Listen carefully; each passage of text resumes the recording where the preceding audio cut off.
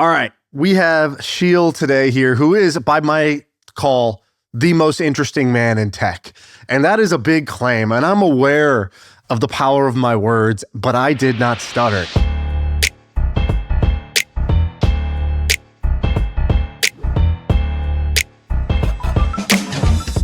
Sheel, I think I've told you this before, but I think of all people, I feel like you live in this beautiful blend of you do things that make you successful, but then you do a lot of things that just seem like a lot of fun and they're random and you're letting, life kind of bounce you in whatever direction it's going to take you. And it's kind of inspiring. And Sam, I know it's inspiring for you because Sam is a perfect square. And he just likes to be a perfect square, and he doesn't know what to do with this crazy blob shape like you. Sam, is that right?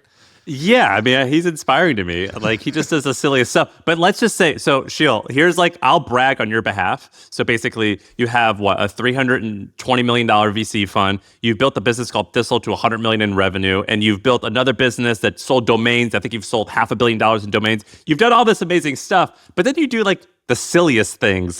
You did an online version of The Bachelor. You're in a Justin Bieber music video.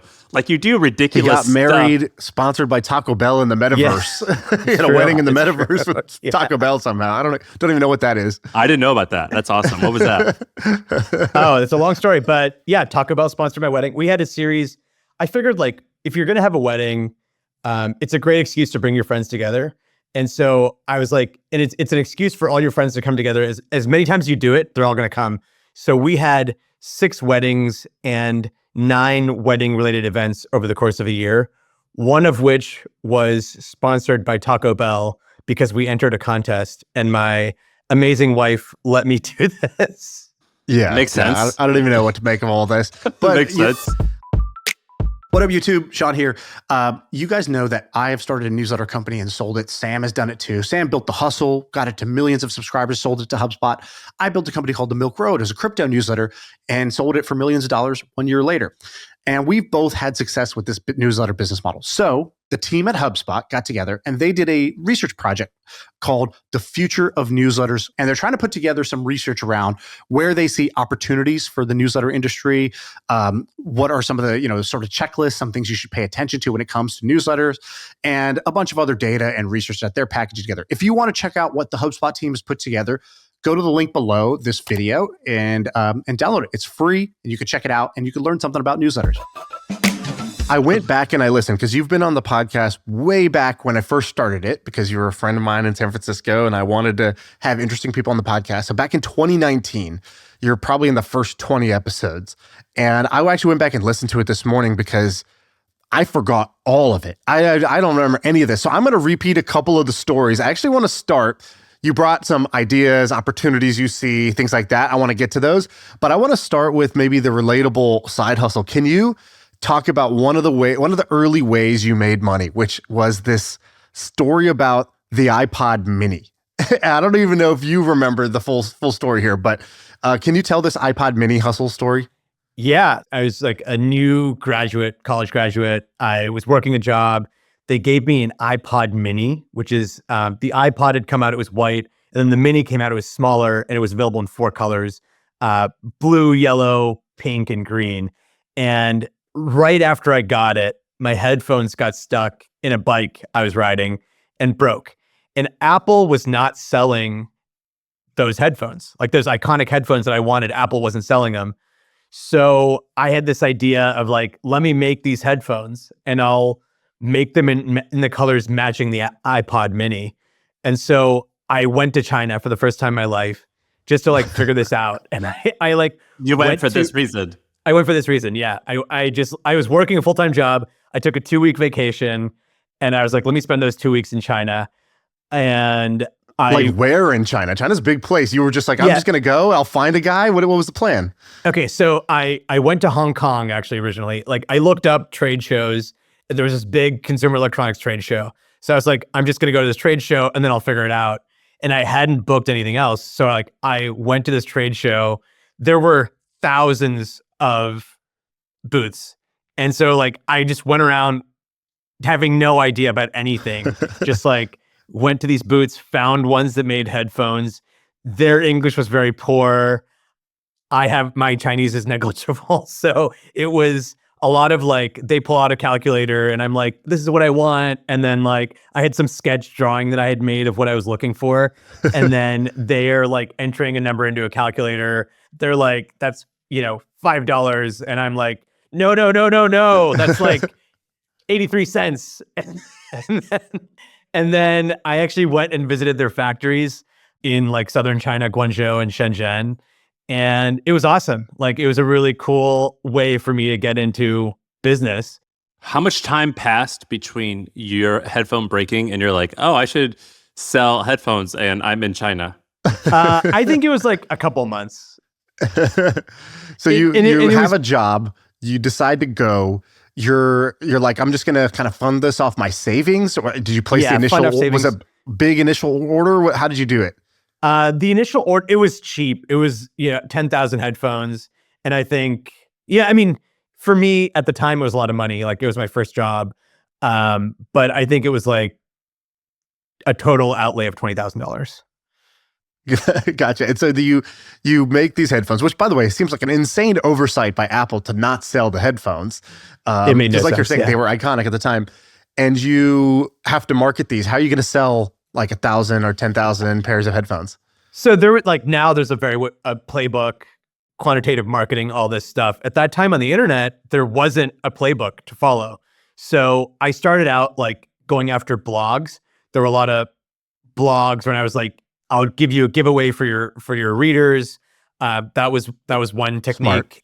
And then one that was pretty awesome is Facebook had just come out. And at this time, Facebook was limited to college campuses. And the way that they monetized Facebook at that time was you could set up a flyer. So like I went to Carnegie Mellon, I could pay $10 a day to have the sidebar at Carnegie Mellon.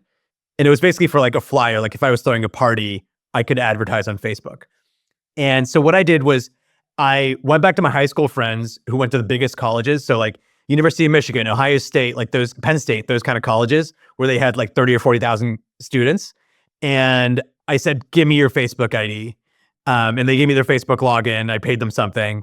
And I was able to market to those audiences for still $10 a day. Like you want the biggest audience you can for that $10 a day. And so we did, in Michigan, we did like the colors of Michigan, like blue and yellow, stuff like that. And it was a cool little business. Dude, that's amazing that Facebook used to let you do that. Just to like market to your whole campus for $10 a day is insane. How much did it end up making? Yeah. So how much money to make? I want to say net was probably like $80,000. Do you plan anything? So like one of the parts of this episode is that like you're pretty spontaneous but you have a $300 million fund, you have a $100 million a year company, who knows what that's worth, but at least probably a $100 million. So like pretty like epic success, but you also do the really random things, spur of the moment type of decision making. Yeah, I just like, I think I've always chosen like the more adventurous path, I would say. And then I think something I got from my grandfather, my mom's dad was like, he was just always bored and always coming up with new ideas. He would, at the time it was different, he would like read about something in the newspaper and be like, I should start something. So like in India, when TVs were coming out, like growing up, like there was only like one TV station and then expanded from there. And he was like, oh, TVs are going to be big. And he started a TV manufacturing company knowing nothing about anything. Like he just was like, I'll just learn how to make TVs. And then he set up a manufacturing company. It was hard to get a phone in India. So he created this like payphone company that allowed people to just use payphones.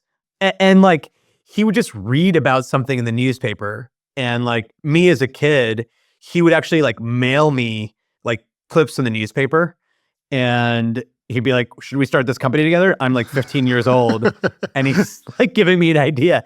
And he had some good ones. One of the ones I remember, like I just looked this up recently. He passed away many years ago, but he had this idea for like, he looked up ancestry.com, great business. And he was like, in India, people love their ancestry. Why don't we start one for India? And that was an idea he had for me. It's a good idea. Wow. Did anybody do that, by the way? Is there now an ancestry? I for actually India? don't know. It's a Is good that question. still up for grabs? Still probably a good idea for my grandfather who now passed away many years ago. Yeah, that's wild. Sam, on the first episode he did, he talked about the domain business. It's kind of a longer story, so we probably won't do it again. But the short version of it is you were selling, you were not selling, you were the auctioneer for people who wanted to buy new domain, like Level domains. top level domains. So like .photo, .app, .blog, whatever. And so Amazon and Google and rich guys would come and they would try to bid, and you guys were the auction. To do that, you would take 4% of the auction. You sold like, I don't know, $500 million worth of top level domains. But one of the things he talks about, he's like, yeah, so my co-founder was this expert in auction theory, and I met him on a train in India. Yeah, And he just had these little things he threw out, like, yeah, I was just happened to be on a train in India, met this guy, ended up starting a company with him. Was he an American in India or an Indian? He's German in India. That's ridiculous. What year was that? I met him in 2006. When Dharmesh came on the podcast, Dharmesh, the founder of HubSpot, we talked about the Steve Jobs speech that he gave at Stanford. That's pretty famous. A lot of people know it now. He talks about like you can't connect the dots. You know, looking forward, you can only connect the dots of your life looking backwards. And the famous example is he talks about like how he used to love studying calligraphy and fonts, and he got really into that. He took courses on it, and then only later when he started Apple computers, he made sure that the first set of Apple computers had these like beautiful fonts, and no other computer company cared about that, but he did. He connected those two dots, his passion for X and his passion for Y, and they both came together. And Dharmesh pointed out, he's like, you know, I think a lot of people look at that and they just sort of shrug like, well, I guess I just can't connect the dots, like, you know, so don't even try. He's like, no, what that means is your job is to be a dot collector. And the dots will connect later, but like you got to be a dot collector. And so when I say that, like, I guess like what are some examples for you of dot collecting in your life where at the time you didn't really fully realize it, but you chose more adventurous path or you followed your curiosity and then good things later ended up happening? I think there's a lot of that. And I love that idea of being a dot collector. I think there's a lot of like just saying yes to stuff. So one, I'll say yes to a lot of crazy ideas that people throw at me. Investing, of course, you have to be discerning when I'm investing other people's capital. And so for the fund, I think we're very discerning. But for ideas for myself, or like people invite me to speak at a conference in some random country. I've been to like Latvia, Saudi Arabia, like all these countries that people don't go to just because somebody invited me. And I think that I've learned a lot by doing those things. One of the crazier things I did is I lived in India on $1 a day. It's like a Mr. Beast video. Yeah. Yeah, it's funny. And I did it for a year. So like I moved to India, I was 24 years old, and I lived for 1 year on around $1 a day. And What does that get you in India? Is that like is that like a McDonald's value meal? Like I don't know maybe like a McDonald's value meal per day. Okay. And so I think like what I learned from that, I think it was like supremely influential in my life. And I learned one, like I don't need a lot of money to be happy. Like I was so happy in that time. And like I was a management consultant in the United States, like making a 6-figure salary, and I moved to India on $1 a day. And I had a convertible here. In India, I had like a bicycle, and even the bicycle was like a big deal for me to buy. And I just had so much fun. And there's this concept in India called jugaad, which is a Hindi word. It means like, there's no perfect word for it, but it kind of means like creative problem solving. And I think like I really learned a lot of creative problem solving during that year, like just reusing things. I learned like the importance of community resourcefulness. Wait, so you spent $365 in 1 year? That was it? Yeah. Does that include rent? And what type of program is this? The program no longer exists. It was called IndieCore, and it was like a volunteer program. And part of it was like I was working for Kiva, a nonprofit microfinance institution, and I wanted to live like my borrowers. And so the people that we were lending money to were living on $1 a day. So I was like, I'm going to do it too. So did you just like have a midlife crisis when you were 25? Like, why did you do this in the first place? What was the why? Okay, yeah, the why is kind of silly in hindsight, but actually I watched a Hindi movie called Rang De Basanti, where they're like, India isn't just going to change. You have to change it. And I was thinking like, I grew up in America, but I have a lot of affinities to India. I want to change India. So Wow. I had this like lofty ambition. And then I don't think I did anything for India. Like I did a lot for myself, but I don't think I accomplished anything for India. That's Dude, amazing. I was trying to convince Shaan like 3 weeks ago. I think it was like don't spend any money for a week or something like way Yeah. less significant than what you did. And I got like a hard no. I didn't watch that movie, dude. I wasn't inspired. In hindsight, it was stupid. Like I got super sick. I got typhoid, and Well, besides that, besides that, no. Overall, it was an amazing experience. And actually, like I have so many of my close friends today are from that time. There's another good dot collector story, I think, for you. You correct me if I'm wrong, but I think you were one of the first investors in Flexport. Is that right? Yeah. But you didn't just like, it wasn't just like a traditional VC move where somebody cold pitches you and then you write this check because you're like, yeah, I totally see the future of freight forwarding. No, it wasn't that. There was you did something. You just said yes to something before that. I don't know the full story, but I know that it wasn't just a cold pitch that walked into your office. and by the way, just so we have context, what's Flexport valued ish now, and what was it when you invested? Like, how big of a deal is this? Yeah. So I actually don't know the most recent, but it's in the several billions of dollars. Okay.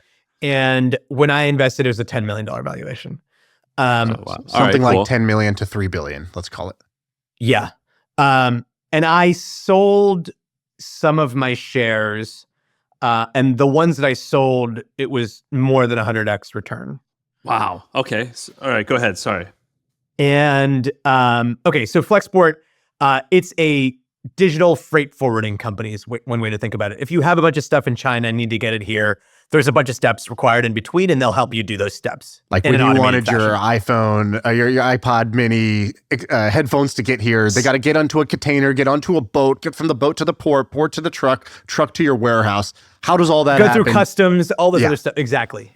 And so it just made sense to me that this needed to be digital. It's a real pain in the ass if you don't use Flexport or something like it.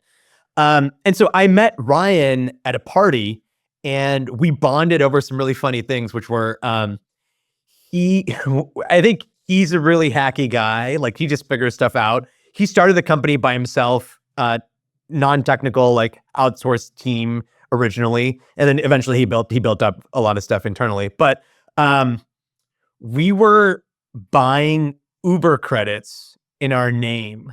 So I did that. You did that too? Was your guy in India? No. We were like, I was advertising Google AdWords for my referral code. And at times, at that I would time, buy free rides from this guy in India. who was would probably get- doing what we're doing. Yeah, Yeah, exactly. Yeah. Like I would buy like $1,000 of Uber credit for like $100 or something like that. Okay, so we were effectively doing the same thing, like just advertising for our name, and we kind of bonded over that and became friends. And then when he had done some previous businesses in the import export space, and so I was like, dude, whatever you start, I'm going to be investing in it, and it obviously turned out great. That's amazing. Isn't it crazy, by the way, how like, so, I don't know what Ryan's worth, but like, if you have a multi-billion-dollar company, you're in the vicinity of hundreds of millions or even billions of dollars of net worth. So you're like, it's like, you're a big shot. And just 8 years prior, you're selling Uber credit. And that's a pretty common story, I think. For sure. Silicon Valley, it's like so many people that you meet. I guess like I've lived in San Francisco for 12 years now. And this is like a common story. There's a bunch of people I met early on who were just like hustling and then eventually started something that became big. That's so funny. Shaan, And I think that's actually like, you talked about the surface area or like all the dot collecting. I think part of it is being in San Francisco. Like I moved here in 2012 and there were just a lot of interesting things happening. Like if you were out meeting people, you met people doing interesting things. the way you're saying you live is different than what you probably advise the companies who you invest in to live.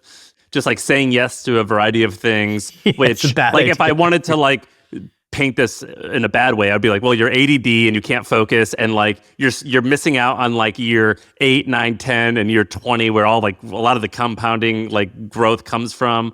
How do you balance like those two things of being focused, which is like what every VC will ever tell a founder, versus saying yes to speaking in Latvia or going to China to start a new headphone company? It's such a good question. And I think the way I think about it is I'm probably more of year 0 to 1 guy than I am year like 1 to 100.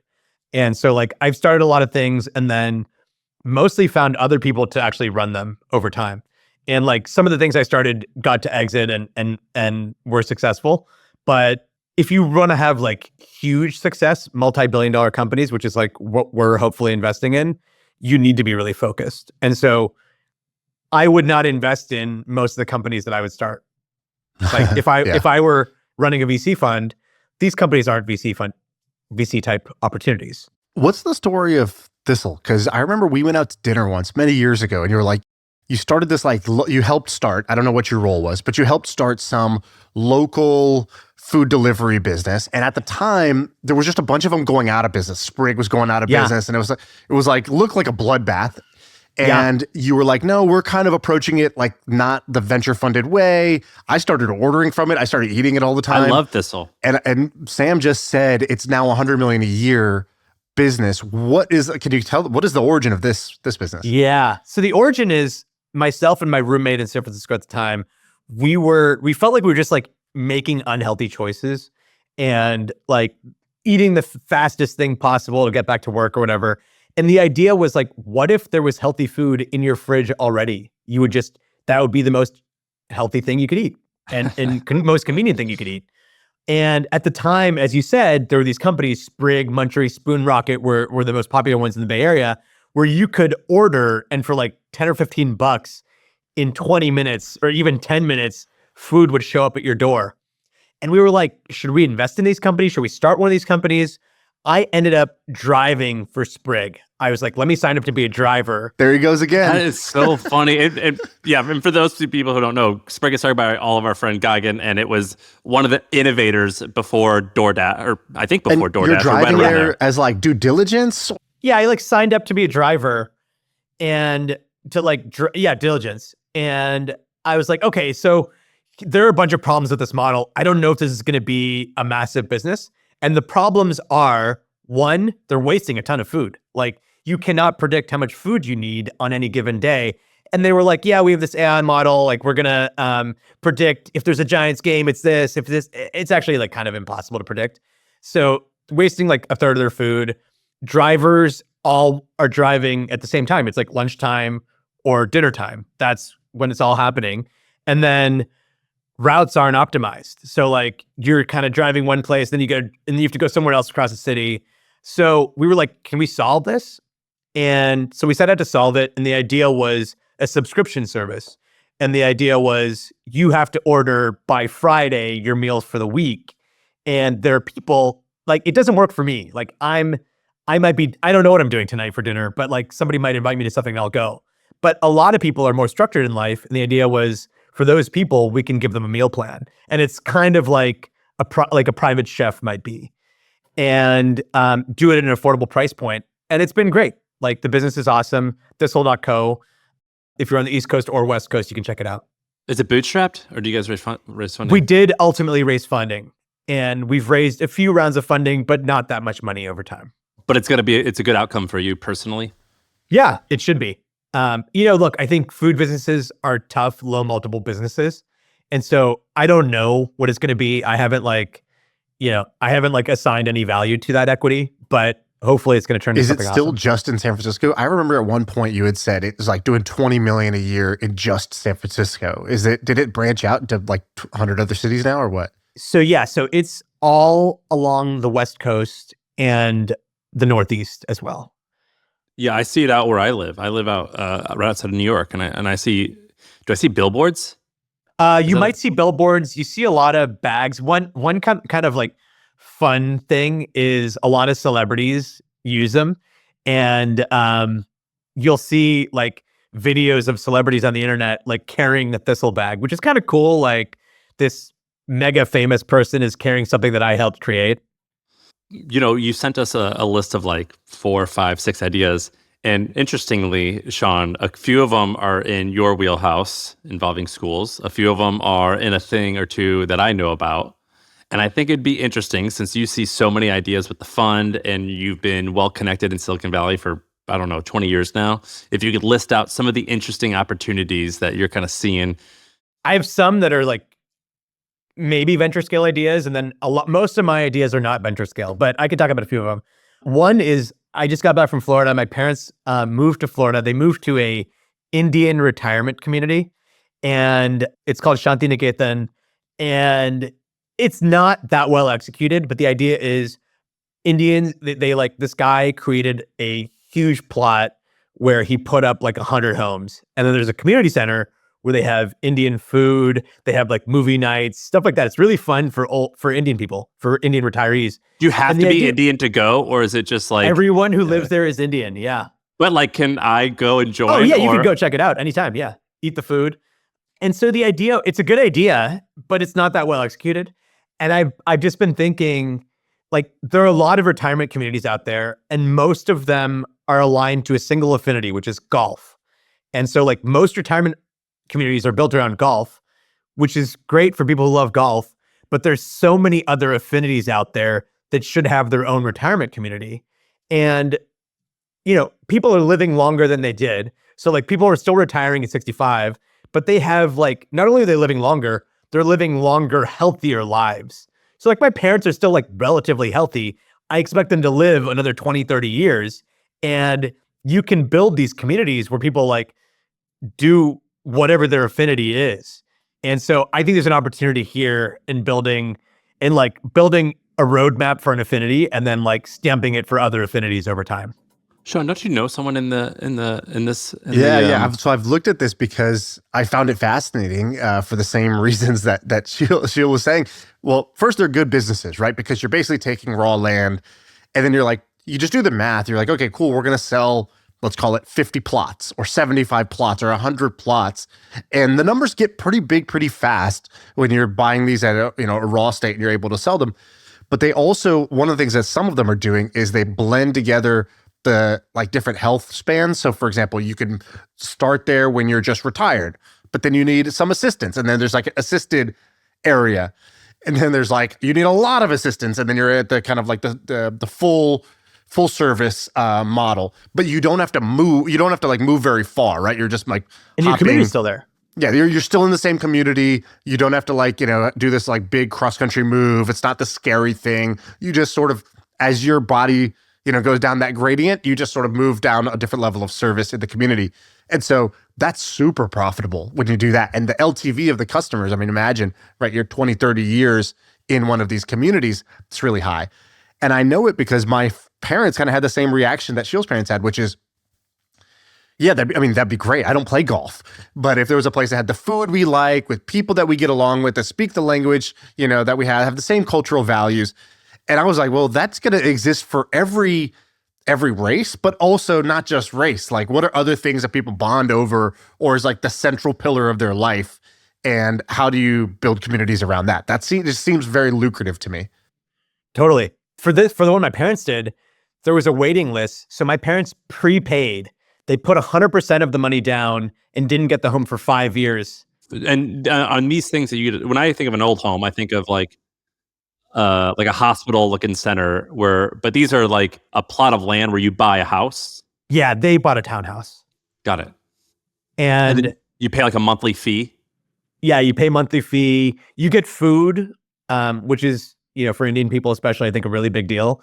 And then they have a bunch of community events. Like they play like cards. There's a community center. They have movies, Indian movies going on. They have concerts. Actually, I talked about our weddings. My parents, one of the events that they had was a showcase of all of our wedding videos. And then we called in and did Q&A. That's hilarious. Yeah, because I feel like, this is like the country club model, but it's just for what else is there besides a bougie country club? Like, what are the other ways that people could get together in a clubhouse and have, that would add a lot to their lives? Because it's pretty lonely. If you're older, you're living somewhere, you don't know other people, and the effort it would take to go make new friends or drive to places just for certain events versus having it almost like resort style for you. It just makes a lot of sense. And we have a friend who came on the pod, Craig Fuller, who did this with airline or flying enthusiasts. So basically, he bought a plot of land, he developed homes on it, he pre-sold a bunch of them, and basically the center of the property is instead of a golf course, it's an airplane hangar. So That's cool. If you own like a Cessna or something like that, you could keep it there and you could live there. So it's like, I want to go fly this morning. I'm just going to walk out. There's like a runway in the middle of the neighborhood, basically. That's so cool. Yeah, so I think you could do this for a bunch of different affinities. Like I've talked to my Chinese friends and like their parents play a lot of mahjong and like there's stuff like that I think you could just build this around every affinity over time. So I think there's something there. And I like these businesses that are high dollar value, meaning you're not going to be able to become a billionaire, but you can make tens of millions of dollars doing this. Definitely. And very high likelihood of success. Like you don't need, like Sheel told you the idea. You don't need a stroke of genius now. And like 50 people could go do this and they would all, it's just a matter of execution at this point. Like if you just do the basic things. Like with all these like what do they call it? The silver tsunami? Like is there a shortage of space? I think so. I think like the reason my parents pre-bought it was the other Indian communities, they couldn't get in. Like the prices had increased so much or there weren't availability. So like they pre-bought into a new one. So I think your kid has to be a doctor. It's actually a status symbol. You can't get into the community or you're just barred if your kid's not a doctor. Dude, how much is a nursing home, by the way? Should I be budgeting? Like, I was, like... Sam starts worrying about... I'm worried about... years now. No, I'm worried about it for my parents. I was... Dude, listen to this. So are you going to put your parents in a nursing home? I don't know. Shame on you. Like, Indians could never do... Sometimes I think they like that, don't they? Like, they want... I don't know. I thought it was, like, enjoyable. I don't fucking know. But so I was being with a financial advisor, like, 3 years ago, and it was, like... 20 years in the future, I was like, what's that $250,000 a year spend? And he was like, oh, you're going to have kids, right? I was like, yeah, but I'm not going to have triplets. He was like, well, you're going to have one kid, and I assume that they're going to go to like a school that's in like the 85 percentile of cost. And so in 20 years, if you have kids in 2 years, it's going to be $250,000 a year. And I was like, dude, don't make up this bullshit. He goes, I didn't make it up. I just took the trailing like 20 years of growth for a Harvard or whatever 90 percentile cost school is. And I just applied that for the next 20 years. And that's just how I came up with it. And I was like baffled that it's going to be, I think it was maybe 150,000 a year. It was six figures. And now that I'm realizing with old people homes or nursing homes, I'm pretty sure that some of them are $10,000 and $20,000 a month today. Yeah, that's right. That's how much it costs. Which it's insane, I guess. So like, what am I gonna have to pay if my parents eventually want to do this? Are we talking like $500,000 a year? It's not that high, but you can there's a range. So you can do a $3,000 a month bed. You could do an $8,000 a month bed. You could do $15,000, $20,000, depending on if you want to go basically the Ritz-Carlton. Is $20,000 the fanciest? I don't. There's no upper end to anything in life, right? You can spend an infinite amount of money if you decide to. But I would say nice places can be $10,000-$15,000 a month. But also some of these are covered by insurance. Some of these are not. Some of this out of pocket, right? There's a whole bunch of different factors. I know that in also different cultures, like I said, shame on you, just kind of joking, but in Indian culture, it kind of is like that. Like there's an expectation culturally that either the parents move in with you or they're going to have their own house and you're going to have in-home care for them. So there's all these different ways that you could do care for elders. It could be that they're in a nursing home or a senior facility, or it could be that you're paying for somebody to come to their house every day and help them manage day-to-day life at their house, which is obviously going to be a different cost. My grandparents, for example, they have their own house and they have basically round the clock somebody come like a kind of a nurse that basically lives in their house that just helps them with everyday things to just function in their own home because that's what was comfortable for them. That's cool. I think for all those, any of those different types of things, like being in the same place with the community makes sense because like your grandparents may not need that one person full time, or they might, but like other people might want a fractional one. And it's so much easier if that person like lives in the community or like comes to the community and can serve many people at once. And a bunch of people tried this for like young 20 somethings after college. It's like an after college community, blah, blah, blah. But this is way better because people are going to be in these for like 30 plus years. Exactly. And they have money actually versus that 20 something. Yeah, they might spend 1 or 2 years after college doing this in a big city, but then they're going to kind of graduate out of it. So you're going to have this crazy churn all the time. I like your model better. All right. Hey, what's another opportunity? What's another idea you got? Go to this Yelp one. Okay. So the idea is Yelp for professional services. So, and then I originally had this idea, I think before Sam put out Sam's list, but the idea is, why is it so hard to know like which insurance brokers are good, which lawyers, which financial planners, which accountants? Like, how do I know who's good and is going to serve my needs? And like, there should be a site for that, and it's easily monetizable. So I can give you guys an update. So Shaan, 10 or 8 months ago, I created this thing called Sam's List, samslist.co. And it was like Yelp for accountants. And I just did it because I needed an accountant. And I found an accountant, by the way, on the website. So it worked. It hasn't like taken off. This year it did $99,000 in revenue and a little bit of profit. And we have someone who's working on it. But what we're changing over is making it, we're adding like a financial advisor category. But I completely agree with you of like having these review sites for professional services is necessary. Everyone is begging us, by the way, if anyone wants to go do this, go for it. Everyone's begging us for Sam's List, but for agencies. I don't know anything about agencies, so I don't know anything about that space, but that is one thing that people have been begging us for, is to have an agency category. But I think that's just because I have a lot of agency owners who follow me on Twitter. No, but I think if you look on Twitter, like people are constantly posting like, hey, I need help with this. Can anyone recommend an agency? I feel like we have a website designer that I really like. And I feel like once every couple weeks, I'm recommending him to somebody. And like, there should be a place where you could just search and find, like, I'm looking for an agency. I'm willing to spend X to Y. And, you know, it should be a site that does everything. And maybe Sam's List is it. It's fucking hard to pull these off, by the way. It's hard. It's hard. None of these things are easy. Here's why they're hard. Like what we found was like we had a lot of like mom and pop accountants on the website. And like you're basically, imagine like, so what Shaan did with Milk Road and what I did with the Hustle was we'd have advertisers. But the ideal situation is you have advertisers who are spending tens or hundreds of thousands, or once the Hustle got to a certain size, sometimes they're spending millions of dollars a year. But when you're working with like a mom and pop accountant, I'm basically selling packages for like $500. Yeah. And you're like the mob, like knocking on their door, like, hey, you got my money? You know what I mean? And it like, yeah, you know, like the client hasn't paid yet, so I don't have the money yet, but I promise I'll get it to you next week. Like it becomes a little bit of a game like that. And so if you're going to do it, the ideal situation is that you're doing it. Accountants are basically, a lot of them are like mom and pop organizations. It's a pretty bad group to sell to.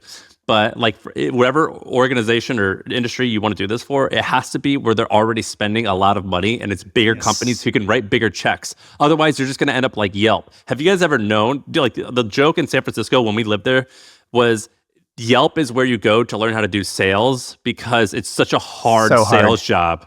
And they would hire anyone with a pulse and they would be like, all right, here's 40 grand a year. And then you get commission. But if you hit your on target earnings, you're going to make 200 grand a year. You're going to be so rich. And they find out that they're having to go like get an ice cream shop to give them like $900. And wasn't it more like threats than sales even? It was like, oh, this review's really hurting you. Wouldn't you? Well, don't you just wish that would go away? Yeah. I might be able to make that go away. I never found any evidence of that actually happening though. Like people have been like, provide me evidence. And I don't think there's actual evidence of that happening. There is with the Better Business Bureau, by the way, but not with Yelp, from what I can tell. Where did that come from? It came from business owners complaining about it. Who else would put that story out there? Well, so people have said like, okay, if there's any proof of Yelp saying, pay me money and you'll get a better review, or that review will get knocked off, send it to me. And then nobody has ever sent it. Fair enough. All right. What are the other? What's this Pearly Whites one? You got my attention. Okay. So this is my wife's idea. There's something called a dry bar where you can just go get a blow dry of your hair. It's like kind of like an in and out thing, 20 minutes and you get your blow dry. My wife feels like she would like to get her teeth cleaned more than the twice a year that you're able to with a dentist on insurance. And so the idea is you go to a place and all they do is clean your teeth. They don't do x-rays, they don't do anything else. You're in and out 20 minutes, $100, $120, something like that. And she would do that like every couple months. And that's the idea. So she likes getting her teeth cleaned. She likes getting teeth cleaned, which I think is weird. Like, yeah. I don't, but she does. And I could see people doing it like, oh, I'm going to an event. Like, I'm going to get my hair done. I'm going to get my teeth cleaned. Well, I like the unbundling of like the dental checkup, right? It's like, what is the one part that people kind of would want the most or need the most often, that if you separate it out of your normal dental kind of cycles, there might be just like a market for people who just want this. I kind of buy that, but I thought it would be teeth whitening, not cleaning. That's part of it also. And actually, like, you probably make more money in the whitening side. But what you could do is actually like you standardize and like have a really nice looking space, and dentists would franchise this, and they'd be like, oh, I'm a dentist, I can open one of these. You need to have dental hygienists and in some states you need to have a dentist there. But it doesn't have to be like, they don't have to be doing the work. They just have to be there. Right. Dude, I went to my dentist and he had this sign, but like it stood out because everything in the dentist office looked like a dentist office. It just looked like mom and poppy. And then there was one sign that looked really nice. And this one sign was basically advertising kind of what you're describing. It was like a 20-minute teeth whitening for like $85 or whatever it was, some dollar amount. And I was like, what is this? Is this yours? And he's like, oh, actually, yeah, there's like this company that made this service that then we can then sell to our customers. And they provide like the marketing and the name of this, and they're trying to popularize this, but we just get incremental revenue because we're able to upsell this essentially. And I was like, oh, that's smart. It's basically like the Hunt Brothers pizza model. What they did for gas stations. They're like, hey, here's a pizza shop inside your gas station. Somebody's doing this for dental offices where they're putting in this like teeth whitening upsell program. And I was like, it's kind of work. I get it. It works because otherwise, the dentist offers like, 1,500 services. If you really wanted to, you could go and ask them about What's it called? I don't remember the name of this one, but I don't think it was, I don't know how popular this is, but I remember just thinking, oh, this makes sense. I could see why it's a win for the dentist. It's a win for this company. And I could see why consumers would be, when you're just sitting there trapped in the chair, literally like strapped into the chair, it's the first thing you see in front of you. You stare at that thing for 15 minutes and you're looking at this before and after photo and you're like, yeah, cool, add that on. I'll take that. I'll take the whites. Speaking of Hunt Brothers, another idea, and this is one of my best friends is doing this, and I invested, but it's called Pizzeria Luna. And the idea is when people go to hotels, they most often order pizza, like mid-range hotels, people order pizza. Constantly Domino's is coming in. So the idea was, what if we gave you the ability to sell a high quality pizza? And originally it was like, we'll give you the oven and the pizza that's like hand tossed, made in Italy, actually, shipped over from Italy, tastes amazing. And so a lot of hotels use Pizzeria Luna. And then we have the table tents and all that other stuff. Dude, this is a great idea. It's just Hunt Brothers, but for hotels and Italian. Is it working? It's working, yeah. It's been pretty successful. It's still fairly early, but it's doing really well.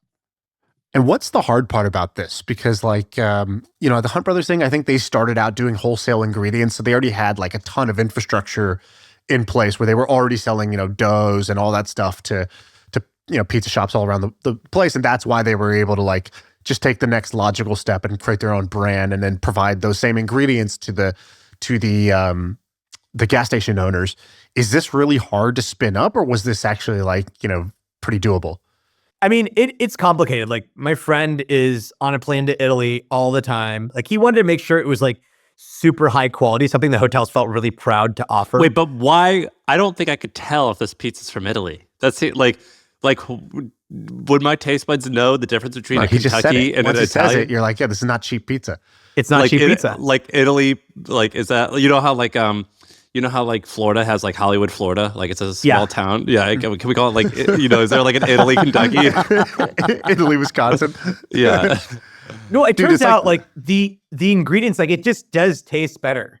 Like, they know how to do it there. It's actually, what you're probably thinking is like, isn't it expensive to bring it over here? It's actually not. It's kind of worth it. And they have the experience and know-how. It's actually made like near Naples, which is where pizza comes from.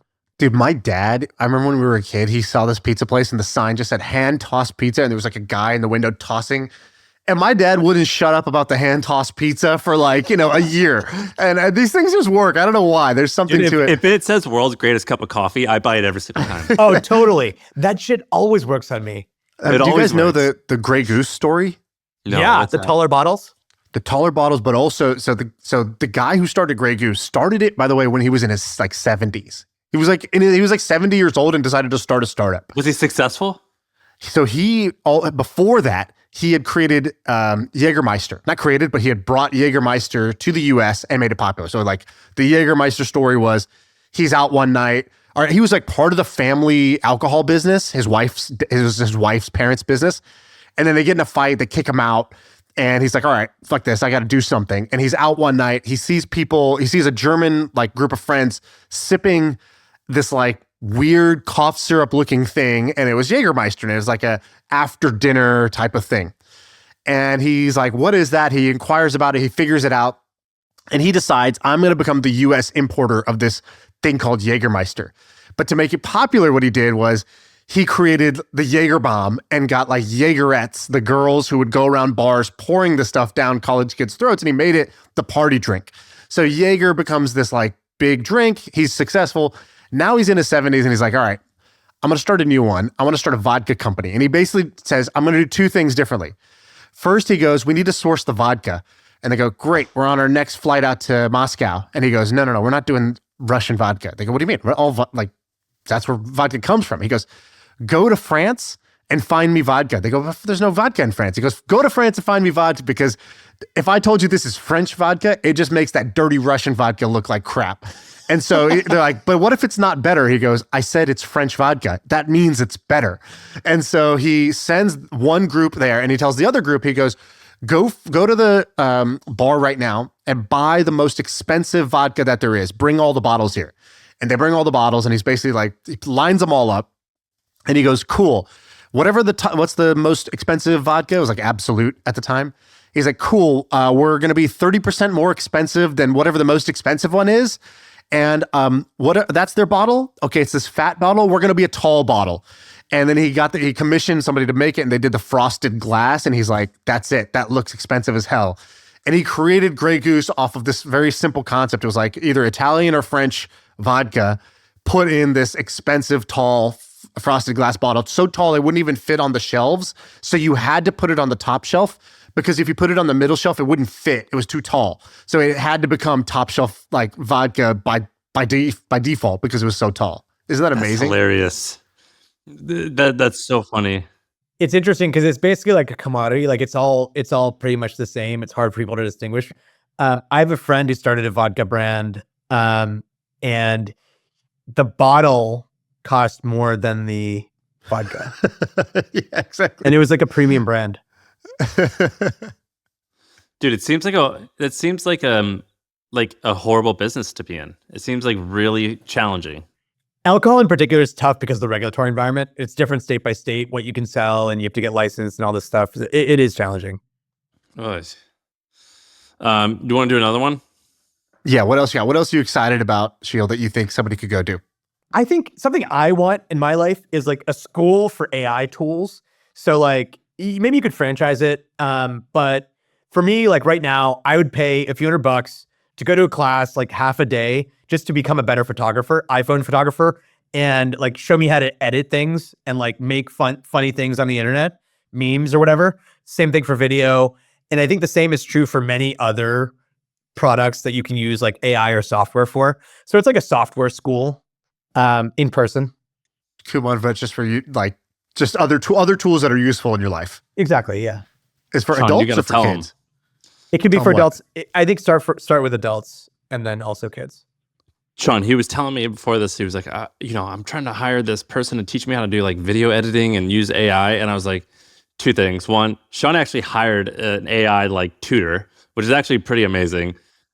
And then also you went on this big rant a month ago. It's probably the greatest In terms of like ikigai of like what the world wants, what Shaan's good at, what he's passionate about, and like what the world's willing to pay for, like him creating like another Full Sail university, it's quite aligned. Oh yeah, I had this idea. Well, first I did an AI tutor, mostly just because I've realized that coaches are just an absolute life hack. Once you get some money, it's like a luxury that doesn't actually cost that much, but adds a lot of value to your life. And so now anytime I want to do something, my first stop is who's a coach I can hire that will speed up my learning curve, be a forcing function because they're going to show up and it's going to like force me to actually stick to this hobby. And yeah, get better faster. How do you find them? With this, I just tweeted it out and I was like, hey, I'm willing to pay $500 an hour for somebody who's going to, you learn all the new stuff that's going on in AI. And then I want to sit with you for 90 minutes every Wednesday. And I want you to, tell me what's going on, but also like teach, like I'm hands on keyboard, struggling, trying to do the thing. Cause that way I'll like actually learn how to do it. And, it's been kind of amazing to be honest. You're still doing it? We're still doing it. It kind of shifted a little bit. Like other friends wanted to join.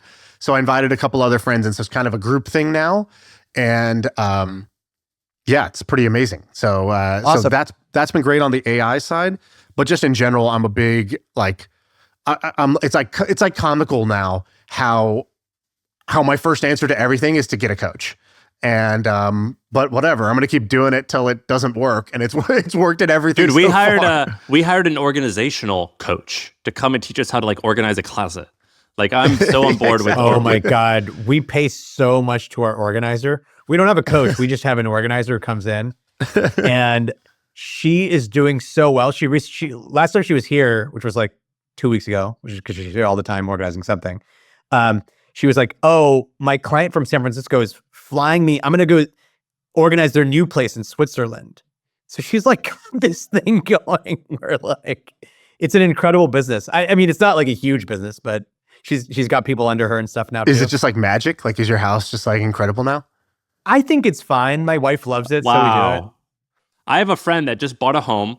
They moved in. It's a huge house, like 8,000 square feet. They paid this service $25,000 to be there before, like to map out where everything, like it was like, like starting from scratch, to like be there to map it all out, to buy the storage supplies, and then to put the labels and to come up with the strategy. It was 25 grand. That's a lot. It's a lot. I think we paid, I don't remember. I don't know how much we paid total because I don't see it, because if I saw it, it would drive me crazy. But I do remember the kitchen was a couple $1,000s.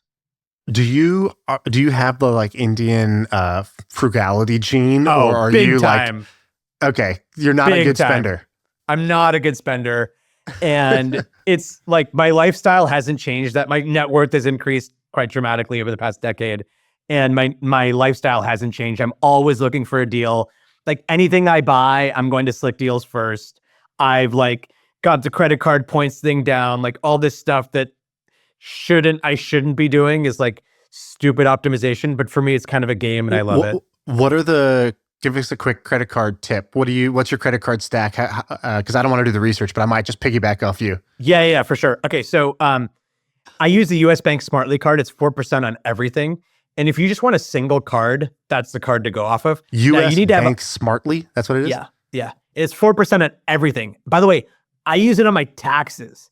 So Wait, what?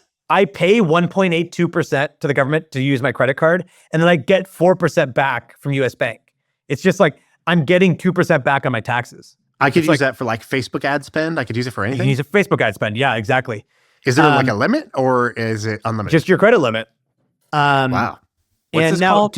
It's called US Bank Smartly, and you have to have $100,000 with US Bank. But what I did is I just have a brokerage account with a single stock, and that's my $100,000 at US Bank. It's a great deal. Like they're losing money on me for sure. Dude, on one hand, I'm like, this is sick. I got to do this. And then on the other hand, I'm like, just like, I don't know. Setting it up. Dude, 4% is pretty legit. I went through a lot of hoops to get 2.6 from Bank of America. Bank of America, yeah. And so now you're just shitting on that. This is way better. This is way better. You also tweet all types of stuff. Like the other day, you're like, does Robinhood give like 4% interest so or something? Robinhood has a card that gives 3% cash back on everything. And then right now they have a promo where it's like 4% or 5%. It was 5% if you put $25,000 into a Robinhood brokerage. Dude, it's kind of for a actually certain amount of time. interesting because if you are a really big company or you're spending a lot, couldn't the difference between 0% and 4% like have a meaningful impact on your margin? Absolutely. Yeah. I mean, if you're buying Facebook ads for like, it could be really massive for you. Yeah. But for me, even just my taxes, getting 2% back on my taxes is, many thousands of dollars. Pretty sweet. That's crazy. It's like free money. I know a guy who, well, I could say it actually. His name's David Hauser. He did a podcast, so it's public. But he sold his company Grasshopper for, I think, $125 million. And he's like, famously, he's a friend of mine. He's like famously frugal and like, whatever. And he was like, convinced American Express to let him pay his tax bill, which on a $100 million sale, I don't know what that would be, $40 million, something. And he was like, I now have basically like unlimited flying. Like for the next, he's like, for the next like 30 years, I ball out on flying and I don't have to pay for a thing. And he paid with his, $40 million tax bill on Amex.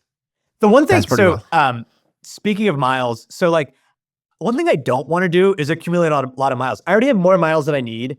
And like people are like, oh, well, you're getting 4%, but I'm actually getting 5% because I get miles and miles are worth 2.3 cents to me and then I look into it and they're like, how is it worth that much to you? And you're like flying on some random time of the day on a business class flight, but that's not the flight I want to take. Just give me cash back and I'll buy my own shit. Right. Also, don't miles inflate at some like insane inflation rate? Plus, you don't actually use all your miles. So even if exactly. in theory, every point is worth X, you're never going to use 100% of your points. So you have to discount back off that.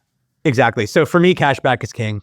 Dude, I know a guy in Hampton, by the way, who is a 2-person company and he spends $10 million a year on Facebook ads or something. And he's like, I got all these miles. And so I was like, hey, book a flight for me and I'll just send you the money. And I got, I bought 4 first-class tickets to Europe and I got probably a 30% discount because of it. It was awesome. Significant savings for me. Do you have any other good financial wins or hacks? So you got the 4% cashback card. Is there anything else that like is a needle mover? Actually, I've started using Robinhood for a lot of stuff. So Robinhood had this thing where, and they continue to have it where that's dangerous. I don't think it's dangerous. Robinhood's a big company. They're making lots of money. I'm a Robinhood bull, and they had this thing where you could move your assets over and they would match 1%. So it's pretty amazing. If you have, let's say, $10 million of assets in stocks somewhere, you move it over, you get $100,000 free money. How long does it have to stay there? I think it's 2 years, but I've been very happy with the service. And I just did the transfer, ACATS transfer from Schwab. Schwab called me like red alert. And they were like, we'll give you $15,000 right now in your account. You don't have to do anything. We're just going to give you $15,000. You just don't move your money. And I was like, yeah, but I'm getting a lot more from Robinhood. So I moved it and I've been very happy. And then I have a lot of I now use other products on them and they have a great margin rate. It's like 5%. It's great. Do you, are you like a stock picker? What do you do with your personal portfolio? Are you just like boring index funds? Do you do anything interesting? I want to not be a stock picker. I want to be boring index funds, but inevitably, like I get excited about an idea and I invest in it. And it's been very good for me. I've like been fortunate to outperform the market pretty significantly. What was your best pick? I bought, like my biggest position was NVIDIA in 2017. No shit. And what was that based on? What was the idea there? It was, I did a lot of research, got excited, and I thought there were 2 theses. Like it was more based on crypto than it was AI. And I was wrong. Like we moved away from GPUs and moved into ASICs for crypto, but it ended up being right anyway. And it's been awesome. Yeah. So that was in 2017, the stock was ranged. It's about 30 something X from that. Yeah. It looks like it's a 30X. It's 150 today. Back then crazy. It was $5. 30X is wild. Did you keep it in the whole time? And it was, I've kept it the whole time. I haven't actually bought any more or sold any. So yeah, I have, and it was like my biggest position in 2017. And you're basically like a fintech expert, right? Your fund is fintech. You've invested in a bunch of fintech things.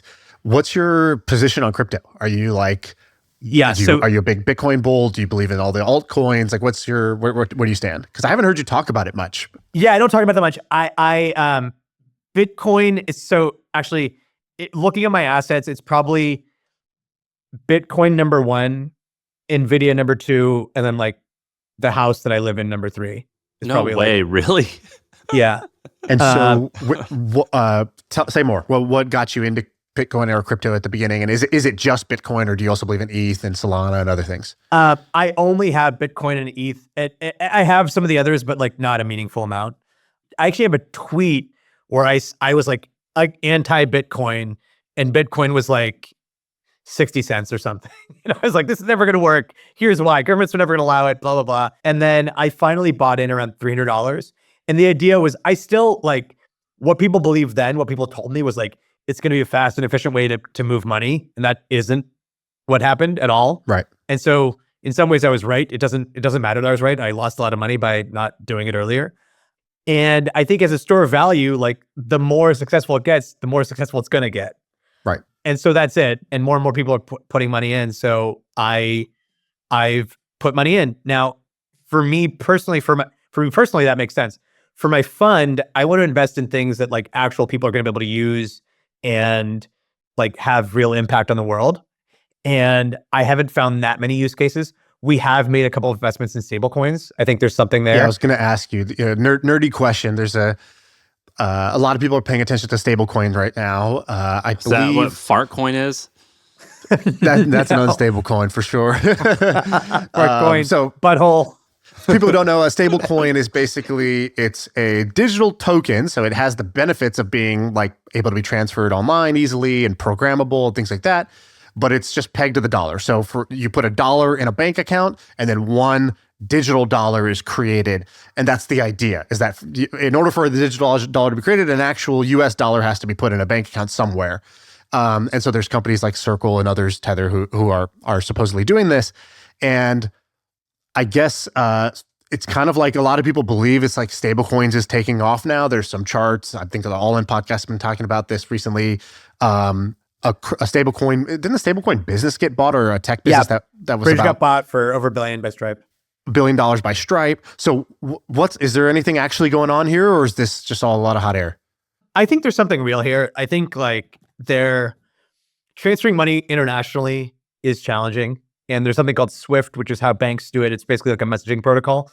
I think stablecoins can make things easier. I think still at the end of the day, I think people are overhyping stablecoins, because at the end of the day, you need an on-ramp and an off-ramp to get money. Right. And they aren't that. Like I had this issue. I had a wedding in India, and I needed to pay a lot of vendors in cash. There was a lot of cash. And I was like, hey, I tweeted it. Can somebody help me get a lot of cash in Mexico? And the reality is there's a reason why it was so difficult. And the reason is like money laundering. And actually also even what I was doing was illegal, or what my vendors were doing. They wanted cash because they don't want to pay taxes. And so the reason it's hard is because the government doesn't want you to skirt taxes. And I had this convoluted thing, actually, you guys might appreciate. I convinced my bank to let me, normally you can withdraw a certain amount of money per day. I convinced my bank, Schwab, to let me do $4,000 per account per day. And I opened 6 bank accounts at Schwab, and I was able to go to an ATM and withdraw $4,000 of cash per account per day. And I was there for the week prior. That basically paid for a lot of my wedding. Dude, you know what the takeaway from this, by the way, is? It's like, that's the second time that you've said something where you went to like a major institution and negotiated. Like, yeah, like when I hear about like you went to Schwab, I'm like, is Schwab a person that you can go to? Like, I don't understand. You know what I mean? It's like getting like Google AdWords help. It's like if I had a Gmail issue, it's like just, hey, Google, yeah, I need you to fix this. Like, I didn't even realize that you could call Schwab or call Bank of America and like, yeah, I know you guys don't offer this, but you got to. Yeah, I think if you explain your situation to them, actually, one thing I do is like, I know pretty quickly if I've got a good agent or a bad agent. And then if I have a bad agent, I hang up and call again. Like, what's the test? Somebody who's like going, like, I just told them my story, like told them what I needed. And then like somebody walked me through the process and I got it done. And so I think you could do that all the time. And then speaking of negotiation or like talking through something, I think something a lot of people should do is realize like you can negotiate at Macy's.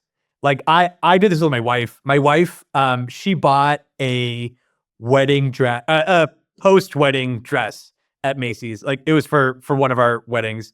And we were at Macy's and I was like, I want to teach you to negotiate. I want you to get a better deal on this dress. It was like, I don't know, $400 dress or something. And I was like, can you get a better deal? And she did. She got like 20% off just by asking at Macy's for like a person at Macy's. And she saved like $100 or something. Dude, that's great. So Sam, do you ever do that? Yeah, I mean, I'll do things like I'll be like, hey, like I won't know if they had a sale recently, but I'll be like, I think you had a sale recently. Like, can you? Yeah, like you had like a, like for example, like I went and got something at Brooks Brothers the other day, and I know that one time a year they do like a 40% off sale, and I went like 3 months after that sale, but I was just like, hey, can you match that? And I always prefer to go to women. Like the workers who are women, I have way more success because they're just like easier to like get along with, and like you like do like a little fake flirt. But that works like way better for me with retail, just like talking to a woman and being like, hey, how are you doing today? Look, I know this is a little obnoxious, but can I get that sale discount or what? Yeah. My buddy and Dan. always they have a bunch of QR codes or like barcodes, and they just scan a QR code or barcode. Right. And it's like, oh, here's 20% off. And like, all you need to do is ask. My buddy Dan, his mom was like the master at this. If like when we were in college, we would go try to like, buy stuff for our dorm rooms or our apartment. And she would just, while we're checking out, she'd be like, and give the boys a discount. These are college boys, give these boys a discount. And then they would be like, what? For what? And then she's like, give them a discount. Yeah, she would just be like, come on, give the boys a discount. They need it. And then she would just tell them, like, give the boys a discount. And then sure enough, 20, 30, 40% off would just happen like that. And I would never even think to do it. But she would just say it like it's a done deal. Like, oh, it's happening. Not like, do you think it'd be possible? Is there any way? We would really appreciate it. She was just like, oh, and then throw that in. Put the discount on top of it. Whatever you got, like, give the boys a just discount. Like alphas, like every clerk. Yeah, exactly. I think it's something like I want my kids to learn. Like if I have kids in the future, hopefully I will. Like I want them to learn these sort of things. And it's like, it's also like somebody posted like, what job do you wish you had? I wish I had a sales job growing up. And like the people that are selling you like Dead Sea Cosmetics or something, like they're just coming up to you, or like cell phone accessories. They're like, hey, what phone do you have? And then they try to sell you something. I feel like those are really useful things that I wish I knew. Dude, the Dead Sea guy at the mall. Oh my God. Unbelievable skill set. Just an incredible skill set. Is that a scent or a lotion?